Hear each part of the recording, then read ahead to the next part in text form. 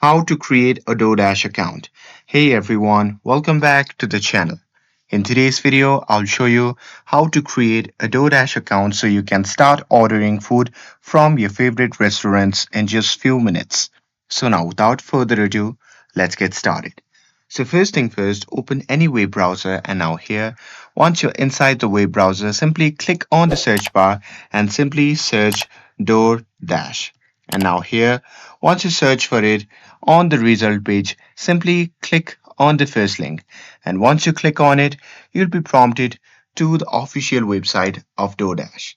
Now here, once you see the interface like this, simply click on the sign up button which can be seen in the top right corner of the screen. And now here, once you click on it, a pop-up menu will appear.